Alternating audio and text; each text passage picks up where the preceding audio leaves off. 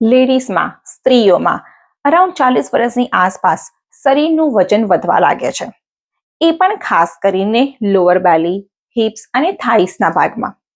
હવે તમને થતું હશે કે તમારું ખાવાનું સેમ છે, તમારી રોજની જે એક્ટિવિટીઝ છે એ પણ સેમ છે, તો પછી આ શરીરનું વજન કેમ વધે છે અચાનક?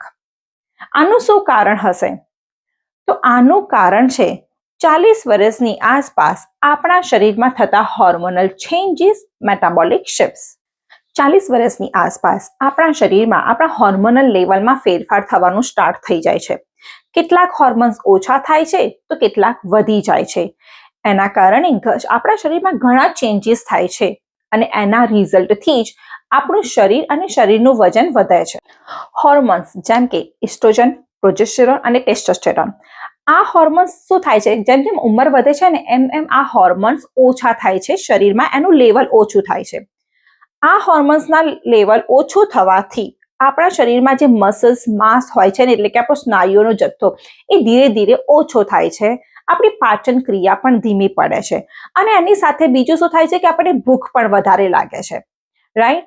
ચલો, તમને ભૂખ વધારે લાગે છે, મે બી તો બી તમે જેટલું પહેલા ખાતા હતા એટલું જ ખાવાનું ટ્રાય કરતા હશો, તો પણ મસલ્સ માસ ઓછા થવાથી અને પાચન ક્રિયા ધીમી થવાથી જે પણ તમે ખાઓ છો ને, અને ખાવામાં જે ફેટ આવે છે એ ફેટ એટલી ડાયજેસ્ટ નથી થતી, પાચન નથી થતી, એટલે કે ફેટ બર્ન નથી થતી. હવે એ ફેટ શું થાય છે કે આપણા શરીરમાં જ જમા થાય છે, સ્ટોરેજ થાય છે. ખાસ કરીને બેલીમાં, એટલે કે લોઅર બેલી, હિપ્સ અને થાઇસના ભાગમાં આ ફેટ, ચરબી બધી જમા થાય છે, જેથી આપણું શરીર વધે છે, શરીરનું વજન વધે છે. આની સાથે સાથે આ હોર્મોન્સના ઓછા થવાથી ઊંઘ પણ એટલી સારી નથી આવતી. એટલે આ બધા ચેન્જીસ થવા લાગે છે. આ ઇસ્ટ્રોજન, પ્રોજેસ્ટેરોન અને ટેસ્ટોસ્ટેરોન હોર્મોન્સના લેવલ ઓછા થવાથી. એના પછી છે કે cortisol hormone. Cortisol હોર્મોનને stress hormone પણ કહેવાય છે. જે લોકો બહુ લાંબા સમયથી સ્ટ્રેસમાં, તણાવમાં હોય ને, એ લોકોમાં આ કોર્ટિઝોલ હોર્મોનનું લેવલ વધારે હોય છે. અને 40 વર્ષની આસપાસ પહોંચતા પણ આપણા શરીરમાં આ કોર્ટિઝોલ હોર્મોનનું લેવલ વધે છે. આ હોર્મોનના લેવલ વધવાથી શરીરમાં અગેન છે ને તમને ચેન્જીસ આવવાના શરૂ થઈ જાય છે, જેમ કે તમને ભૂખ વધારે લાગે છે અને ખાવામાં પણ તમને ગળ્યું ખાવાનું બહુ જ મન થાય છે. અગેન એક બાજુમાં એટલું ફૂડ ડાયજેસ્ટ નથી થતું, કેલરીઝ, ફેટ્સ એટલી ડાયજેસ્ટ નથી થતી, બર્ન નથી થતી, અને બીજી બાજુમાં તમને ખાવાનું વધારે પડતું મન થાય છે. તો એના કારણે શું થાય છે કે ફેટ અગેન શરીરમાં જ સ્ટોરેજ થવાનું ચાલુ થઈ જાય છે અને શરીર વધે છે, શરીરનું વજન વધે છે. આના સિવાય શરીરમાં ઇન્સ્યુલિન રેઝિસ્ટન્સ વધે છે. રાઈટ? એટલે કે આપણે જે પણ ખોરાકમાં સુગર લઈએ છે ને, કાર્બોહાઈડ્રેટ લઈએ છીએ, સુગર લઈએ છીએ ને, એ પચતી નથી. ઇન્સ્યુલિન રેઝિસ્ટન્સ વધવાના કારણે એ બધી જે સુગર આપણે ખાઈએ છીએ એ શરીરમાં પચતી નથી અને અગેન બધી જ ફેટ શરીરમાં સ્ટોરેજ થવા લાગે છે. એ પણ ખાસ કરીને આપણા જે પેટમાં બધા ઓર્ગન્સ હોય છે ને, જેમ કે સ્ટમક છે, લીવર છે, એ બધાની આજુબાજુમાં ચરબી જમા થવાનું ચાલુ થઈ જાય, જેના કારણે પેટ મોટું હોય ને એવું દેખાય છે. રાઈટ? અને આ જ કારણ છે ટાઈપ 2 ડાયાબિટીસ થવાના પણ. તો આ હોર્મોન્સ, જેમ જેમ હોર્મોન્સના લેવલમાં અપડાઉન થાય છે ને, બધા ફેરફાર આવવાનું ચાલુ થઈ જાય છે ને, ત્યારે આ બધા લેવલના અપડાઉન થવાથી આપણા શરીરમાં ઘણી બધી બીમારીઓ આવી શકે છે. આ જ છે આપણા શરીરમાં થતા હોર્મોનલ ઇમ્બેલેન્સ, જે 40 વર્ષની આસપાસ શરૂ થઈ જાય છે. અને આના જ કારણે આપણા શરીરનું વજન વધે છે, ચરબી જમા થાય છે અને એના જ કારણથી શરીરમાં બહુ જ બધી બીમારીઓ આવવાનું ચાલુ થઈ જાય છે, જેમ કે હાઈ બ્લડ પ્રેશર, ડાયાબિટીસ, ઘણી બધી હાર્ટ રિલેટેડ બધી બીમારીઓ છે. રાઈટ? એ બધી જ આવવાની ચાલુ થઈ જાય છે, ખાસ કરીને 40 વર્ષ પછી. તો શું આનો કોઈ ઉપાય છે? હા, છે. તો હવે આ હોર્મોનલ લેવલમાં ફેરફાર જે વધતી ઉંમર સાથે થવાના જ છે, એને આપણે ચેન્જ નથી કરી શકતા. હવે આ હોર્મોનલ લેવલમાં અપ ડાઉન થવાથી જે શરીરમાં ચેન્જીસ આવવાના છે એ પણ આવે છે, આપણે એને ફેરફાર નથી કરી શકતા, જેમ કે મસલ્સ માસ ઓછું થવું, કે એ જે હોર્મોનલ લેવલ અપડાઉન થાય છે તો એ એનું કામ કરવાના જ છે. રાઈટ? તો હવે આપણે આ લેવલ અપડાઉન થાય છે અને એના સિમ્ટમ્સ પણ એવા છે કે જે આપણું શરીર વધારે છે. તો હવે આપણે કેવી રીતે આપણા શરીરનું ટેક કેર કરીશું કે જેથી આપણું શરીર ના વધે? રાઈટ? કે એટલી બધી ફેટ સ્ટોરેજ ના થાય. તો એના માટે આપણે છે ને કેટલાક લાઈફસ્ટાઈલ ચેન્જીસ કરવા જોઈએ. તો લાઇફસ્ટાઇલ ચેન્જીસમાં આપણે ખાસ કરીને ધ્યાન આપવાનું છે 4 મેઇન વસ્તુઓ પર. એમાં ફર્સ્ટ આવે છે આપણી ડેઇલી એક્ટિવિટીઝ, રાઈટ? આપણી રોજની ક્રિયાઓ, આપણી ડેઇલી શરીરની મૂવમેન્ટ, એ ફર્સ્ટ અને બહુ જ ઇમ્પોર્ટન્ટ છે, જેના ઉપર આપણે ધ્યાન આપવાનું છે. બીજું છે કે આપણે ખોરાક, આપણે કેવા પ્રકારનો ખોરાક લઈએ છીએ એ પણ આપણે બહુ જ ધ્યાન આપવું જોઈએ. ત્રીજું છે ઊંઘ, કે તમે કેટલી સારી ઊંઘ લો છો, રાઈટ? અને ચોથું છે સ્ટ્રેસ. આ જે 4 વસ્તુઓ છે જે આપણે આપણા લાઈફસ્ટાઈલમાં ચેન્જીસ કરવા જોઈએ. જેમ જેમ ઉંમર વધે તેમ આપણે આની ઉપર બહુ જ ધ્યાન આપવાનું છે, અને આની જ ઉપર ધ્યાન રાખીને આપણે આપણા શરીરની બહુ જ સારી એવી ટેક કેર કરીશું. તો હવે જેમ આપણે આગળ ડિસ્કસ કર્યું એમ કે હોર્મોનલ લેવલમાં અપ ડાઉન આવવાથી સૌથી પહેલું જે શરીર પર અફેક્ટ થાય છે એ છે કે આપણા શરીરનું મસલ્સ માસ ઓછું થાય છે, અને બીજું છે કે મેટાબોલિઝમ પણ ઓછું થાય છે. હવે મસલ્સ માસ ઓછું થયું, મેટાબોલિઝમ એટલે કે પાચન ક્રિયા ઓછી થઈ, તો ઓબ્વિયસલી આપણી ચરબી બધી શરીરમાં જમા થાય છે. તો આના માટે સૌથી બેસ્ટ છે કે આપણે ફિઝિકલી એક્ટિવ રહેવું, રાઈટ? હવે આપણે રોજ તો જે એક્ટિવિટીઝ કરતા હતા એ તો કરીએ જ છે, રાઈટ? પણ હવે શરીરમાં આટલા ચેન્જીસ આવે છે, ફેટ વધારે જમા થાય છે, ચરબી વધારે જમા થાય છે શરીરમાં, તો એના માટે આપણે ફિઝિકલ એક્ટિવિટી પણ વધારવી જોઈએ, અને એના માટે આપણે ડેઈલી લાઈફમાં એક્સરસાઇઝીસ એડ કરવી જોઈએ, રાઈટ? હવે આપણે એક્સરસાઇઝીસમાં વાત કરીએ ને, તો સૌથી પહેલા છે સ્ટ્રેન્થનિંગ રેઝિસ્ટન્સ એક્સરસાઇઝીસ, જે આપણે અઠવાડિયામાં 2 થી 3 દિવસ કરવી જોઈએ. સ્ટ્રેન્થનિંગ અને રેઝિસ્ટન્સ એક્સરસાઇઝીસથી શું થાય છે ખબર છે? કે આપણે મસલ્સને સ્ટ્રેન્થનિંગ કરીએ છીએ, મસલ્સને સ્ટ્રોંગ કરીએ છીએ, મસલ્સ માસ ઇમ્પ્રૂવ થઈ શકે છે, રાઈટ? વધી શકે છે થોડા. તો એના કારણે શું થાય છે કે આપણે જેમ જેમ સ્ટ્રેન્થનિંગ એક્સરસાઇઝીસ કરીએ ને એમ ફેટનું બર્નિંગ એટલે કે ફેટ ઝડપથી ડાયજેસ્ટ થવા લાગે છે, અને આપણા શરીરમાં ફેટ ઓછી થાય છે.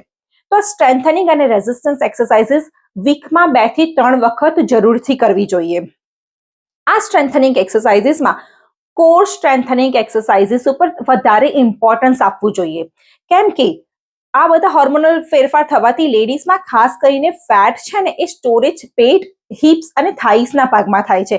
એટલે કોર સ્ટ્રેન્થનિંગ એક્સરસાઇઝીસ જરૂરથી કરવી જોઈએ, રાઈટ? હવે પેટના અંદર બધા ઓર્ગન પર પણ જે ચરબી જમા થાય છે, અને એના કારણે બધી જ બીમારીઓ આવે છે. હાર્ટ રિલેટેડ ડિસીઝ આવે છે, હાઈ બ્લડ પ્રેશર થઈ શકે છે, ડાયાબિટીસ થઈ શકે છે, રાઈટ? બીકોઝ ઇન્સ્યુલિન રેઝિસ્ટન્સ થાય છે.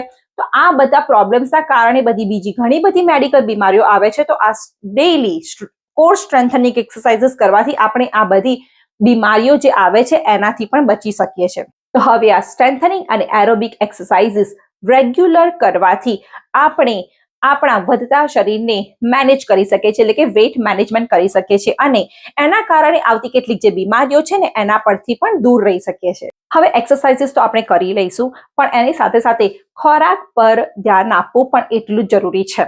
ખોરાકમાં વાત કરીએ ને તો એમાં છે પ્રોટીન ફૂડ. આપણે આપણા ડેઈલી ખોરાકમાં પ્રોટીનનું પ્રમાણ વધારવું જોઈએ.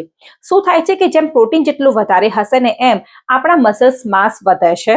મસલ્સ માસ વધારે હશે તો આપણને જે ફેટ છે ને એ બર્ન થવામાં પણ મદદ થઈ શકે છે. હવે પ્રોટીન ખાવાથી ખાસ કરીને એ પણ બહુ ઇમ્પોર્ટન્ટલી આપણને ફાયદો થાય છે કે આપણને છે ને વારંવાર ભૂખ નથી લાગતી, અને સુગર ક્રેવિંગ પણ નથી થતું, અને એક બાજુમાં ફેટ પણ સારી એવી ડાયજેસ્ટ એટલે કે બર્ન થઈ શકે છે. તો આ બધાના કારણે આપણા શરીરમાં સુગર પણ સારી એવી સ્ટેબિલાઇઝ થાય છે. હાઈ પ્રોટીન ફૂડ આપણે ખાસ કરીને જો આપણા ડેઈલી ખોરાકમાં એડ કરી શકતા હોય તો એમાં છે મગ, ચણા, દાળ, આ રીતનું કઠોળ રોજ એડ કરવું જોઈએ. એના સિવાય છે દહીં, ટોફુ, રાઈટ? આ બધાને આપણા ખોરાકમાં ડેઈલી એડ કરવું જોઈએ. પ્રોટીનનું પ્રમાણ વધારવું જોઈએ, જેથી આપણને ફાયદો થાય. આની સાથે સાથે આપણે આપણા ડેઈલી ખોરાકમાં ફાઈબરનું પ્રમાણ પણ વધારવું જોઈએ.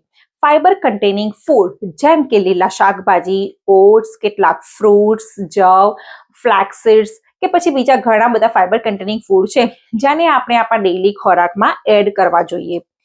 આ હાઈ ફાઈબર ફૂડ ખાવાથી આપણી પાચન ક્રિયા સારી એવી સુધરે છે, અને અગેન એ આપણને આપણું વેઇટ મેનેજમેન્ટ કરવામાં સારી એવી મદદ પણ કરે છે. હવે આના સિવાય આપણે જે બીજા લાઈફસ્ટાઈલ ચેન્જીસ પર ફોકસ કરવાનું છે એ છે આપણી ઊંઘ અને તણાવ, રાઈટ? જો આપણે પૂરતી ઊંઘ નહીં લેતા હોઈએ કે પછી આપણે લાંબા ટાઈમથી કે લાંબા સમયથી એકદમ તણાવમાં, સ્ટ્રેસમાં હોઈશું ને, તો આ બંને સિચ્યુએશનમાં આપણા શરીરનું કોર્ટિઝોલ હોર્મોનનું લેવલ હાઈ જાય છે.